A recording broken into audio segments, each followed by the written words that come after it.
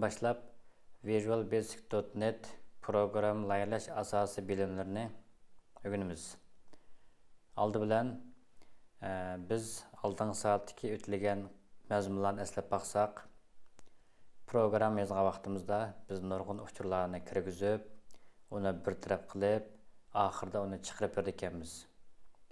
Undaqda biz nurg'un uchurlarni qabul qilgan vaqtimizda yoki kompyuterga kirgizgan vaqtimizda uni izlab tepishga va bir taraf qilishga texnik qulaylik bo'lish uchun biz har bir uchurlarni turga ayiramiz va yoki ularga belgi qo'yib bir-biridan farqlantiramiz. O'zgargich miqdorlar va turaqli miqdorlar. Undaqda o'zgargich miqdorlar degan zot nima? O'zgargich miqdor deganimiz programma ijro bo'layotganda uning qiymati o'zgaradigan miqdorlarni biz o'zgargich miqdorlar deb ataymiz. Ya'ni qabul qilgan uchurlar shu bir taraf qilinish jarayonida uning ichidagi qiymat o'zgarib turishi mumkin. Undaqda shu kompyuterda program yozgan chaqda nurg'un uchurlarni qabul qildik ekanmiz. Program ijro bo'layotgan mezgilda bu uchurlarning hammasi ishga saqlag'uchda saqlanib bir taraf qilinadi. Undaqda ishga saqlash uchun shunday uchurlarni izlab tepishga texnik qulaylik bo'lish uchun cho'qim ularni ma'lum bir belgi orqali ifodalab, anandan keyin ularni bir-birisidan farqlantirishimiz kerak. Bunday bo'lganda uchurni izlab tepish texnik qulay ham oson bo'ladi. Masalan, kitobxonlarda nurg'un kitoblarni turga ayirib birga saqlaydi. Uyg'ur tibobat doktorxonalarida bo'lsa, har xil Uyg'ur tibobat dorilarini turlarga bo'yicha ayirib, ayrim yog'och shkaflarda numar qo'yib saqlaydi.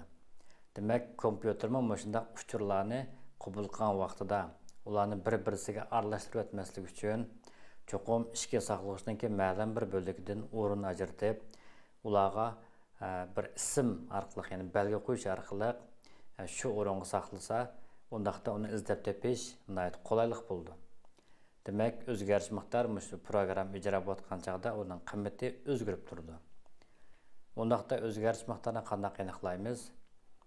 Uningki formati, ya'ni jumlasi tuvandek bo'ladi.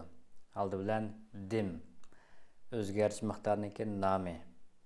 Undan keyin o'tir tirnoq ichiga shu aniqlamoqchi bo'lgan o'zgarish miqdorining tipini belgilaymiz.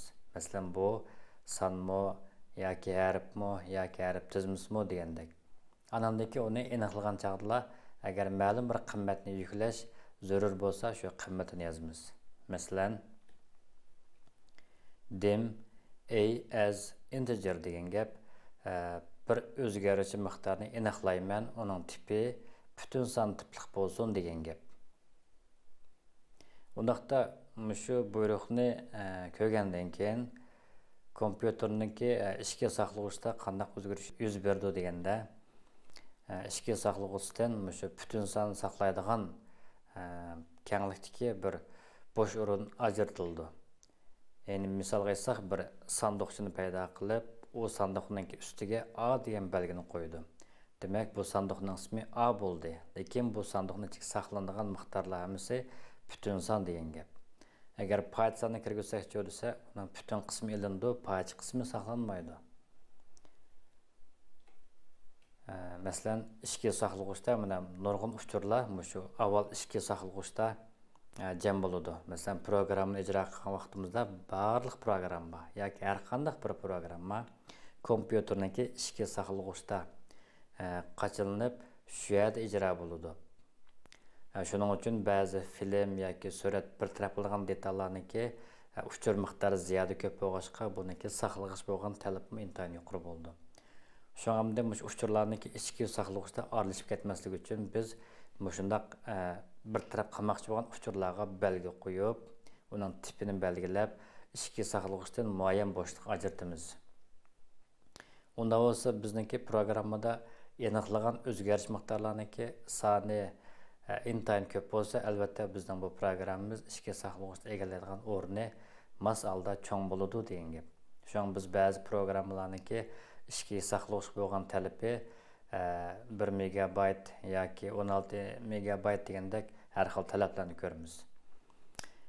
Undaqda biz bu jumlani qaraydigan bo'lsak, qayta desak, dim a as integer. Bu yerdagi a deganimiz o'zgarish miqdorining nomi. Oldidagi mavi va keyindagi ko'k rangda bo'yalgan so'zlar shu Visual Basic'ninki o'z ta'minlagan halqiliq so'zlar. Ya'ni biz buni buyruq deb tushunamiz. Bu yerdagi dimninki ma'nosi nima desak, ingliz tilidagi bu üst so'zningki qisqartirilmasi. Ya'ni oldidagi declare degan gap jakalash degan ma'noga yaqin keladi. In bir yana ichida data degandek ma'noda data degandek. Memory degan gap ishga saqlag'ich degan gap. Ishga saqlag'uchda jakalaydi ekan. Undaqda nimani o'zgarish miqdori a ni qandaq shaklda integer ya'ni butun son shaklda bir o'zgarish miqdorini ishga saqlag'uchda jakalaydi ekan. Ya'ni aniqlab berdi ekan. Undaqda ishga saqlag'uchdan shu o'zgarish miqdori ya'ni butun tipliq o'zgarish miqdori saqlangan bo'sh o'rin ajratildi. Taxi buning ichidagi qimmat quruq, hech nima yo'q. Hamda o'zgarish miqdorlarga ism qo'ygan chaqda tövəngidək bir qancha talablar bor. Odatda o'zgarish miqdorlarining nomi shu harflar yoki xanzucha, uyg'urcha degandek xohlagan bir til yoziqdan boshlansa bo'ladi. Odatda shu harf, xat, andan keyin son, ya'ni raqam yoki osti siziq sizilgan shu bo'laklardan tuzildi. Odatda uningki uzunligi 255 harf belgidan kichik bo'ladi. Ikkinchi shart VB.NET'da bekitilgan halqiliq so'zlarni ishlatishga bo'lmaydi. Masalan, dim degan shu Visual Basic'da bekitilgan halqiliq so'z, undaqda dim deb yana o'zgarish miqdoriga shunday ismni qo'ysak bo'lmaydi. Masala kelib chiqadi. Uchinchisi, Visual Basic NET'da o'zgarish miqdorlarininki nomida cho'ng kichik yozishni farqlantirilmaydi. Ya'ni kichik yazsaqmi, cho'ng yazsaqmi o'xshash bir o'zgarish miqdori deb taniladi. Odat o'zgarish miqdorininki birinchi harfi cho'ng yozildi, qolgan bo'ligi kichik harf shaklida yozildi. Turaliq miqdorlar bo'lsa odatda butunlay cho'ng harf bilan yozildi. Endi bu nurg'un odatlanib qolgan ishlar, lekin cho'qim mushtaq bo'ladi deb biz o'zimizga besim qo'yishga bo'lmaydi. Lekin oldidagi 3 shart nihoyat zarur degan gap. Buning diqqat qilish kerak.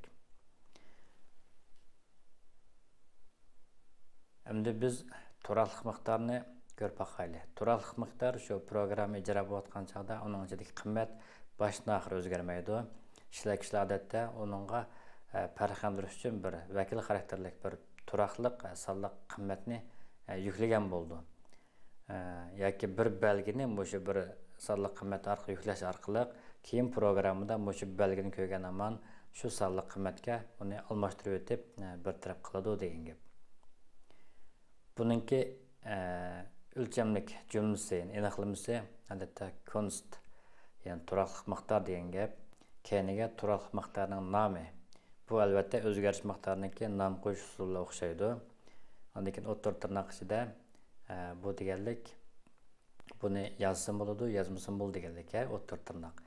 Az degan gap tak degan qo'shimchaga yaqin keldi uyg'ur tilidagi.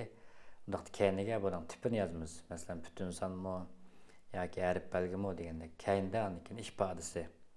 Masalan, birinchi qurda const max as integer deydi. Undaqda bu yerda max deydigan bir turaqliq miqdorni aniqladi. Diqqat qilinglar, bu odatda biz cho'ng yozildi. Buni butun son qilib aniqlaydi ekan. Buning qimmati 100 bo'ldi ekan. Demak, biz programmada mushu belgini ko'rsak, o chaqda programma buni 100 degan qimmatga almashtirib o'tib, anikin bir taraf qiladi. Odatda masalan, o'quvchi bolaninki natijasi eng yuqori bo'lgan chaqda 100 nomor. Shun biz buni masalan o'quvchilarning natijasini ishlaydigan bir sistem bo'lib qolsa, mutlaq o'zgarmaydigan miqdorlarni biz turaliq miqdor deb aniqlab, qimmatni bekitib olsak bo'ladi. Andan keyin aslidagisi const p yoki pay deb o'qisak bo'ldi. Buningki qimmati buni tushunib bo'ldinglarmi deyman. Bu chambarniki chambar turaqligi deb biz matematikada o'rganamiz.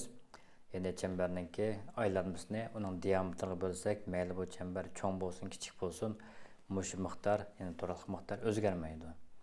Odatda bundaq aniqlasak ham bo'ladi. Bu yerdagini keyindagi as integer degan gap yo'q, lekin const pay deb yozdik. Bundaqda yoki p deb yozdik. Bu yerdagi qiymatni yozmasak ham bo'ladi degan gap. Ya'ni o'tir tirnoq ichidagi mavu bo'lakni qisqartib o'tish ham bo'ladi. Bu chaqda sistema buni avtomatik holda kasrsan deb mushunga o'zgartirib oldi. Ya'ni programda mushu belgini ko'rgandan keyin buni keyindagi kasrsan turaqlıq miqdoriga almashtirib oldi.